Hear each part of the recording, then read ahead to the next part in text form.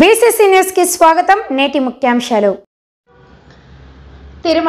తిరుమల శ్రీవారి ఆలయం పైన విమానాల రాకపోకల పైన విఫలమైన టీటీడీ పాలక మండలి మరియు ఉన్నత అధికారులు.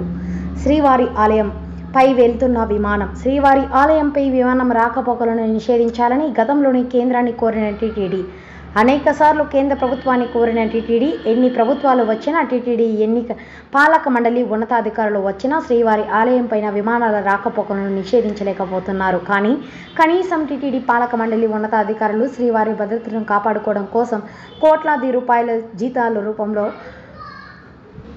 ఖర్చు పెడుతున్నారు. కానీ భద్రతా విషయంలో శూన్యంగా ఉన్నట్లుంది. అందులోనూ ఇప్పుడు ఇండియా పాకిస్తాన్ మధ్య ఆపరేషన్ సింధూర్ జరుగుతున్న నేపథ్యంలో రెడ్ అలర్ట్ పెట్టి అతి తక్కువ టైంలోని శ్రీవారి ఆలయం పైన విమానాలు వెళ్లడం పైన ప్రజలు భయాందోళనలో చెందుతూ అపచారంగా భావిస్తున్న భక్తులు చర్యలు తీసుకోవాలని కోరుతున్న భక్తులు.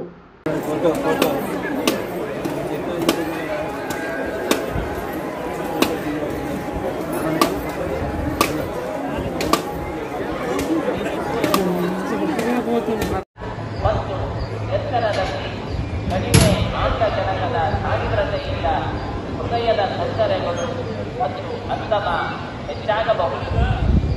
ದೀರ್ಘಕಾಲದ ಕಾಯಿಲೆ ಇರುವವರು ತಮ್ಮ ಔಷಧಿಗಳನ್ನು ತಮ್ಮೊಂದಿಗೆ ತರಬೇಕು.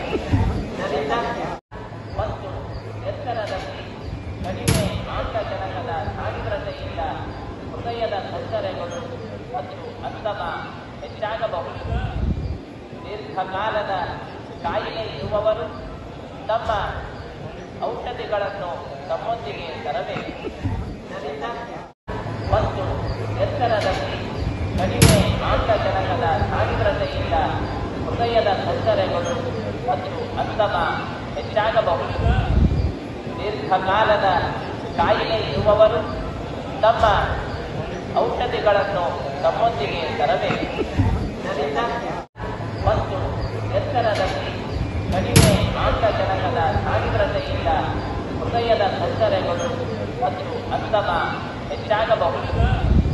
ದೀರ್ಘಕಾಲದ ಕಾಯಿಲೆ ಇರುವವರು ತಮ್ಮ ಔಷಧಿಗಳನ್ನು ತಮ್ಮೊಂದಿಗೆ ತರಬೇಕು. ಮತ್ತು ಎತ್ತರದಲ್ಲಿ ಕಡಿಮೆ ಆಮ್ಲಜನಕದ ಸಾಂದ್ರತೆಯಿಂದ ಹೃದಯದ ತೊಂದರೆಗಳು ಮತ್ತು ಅಂತಮ ಹೆಚ್ಚಾಗಬಹುದು. ದೀರ್ಘಕಾಲದ ಕಾಯಿಲೆ ಇರುವವರು ತಮ್ಮ ಔಷಧಿಗಳನ್ನು ತಮ್ಮೊಂದಿಗೆ ತರಬೇಕು.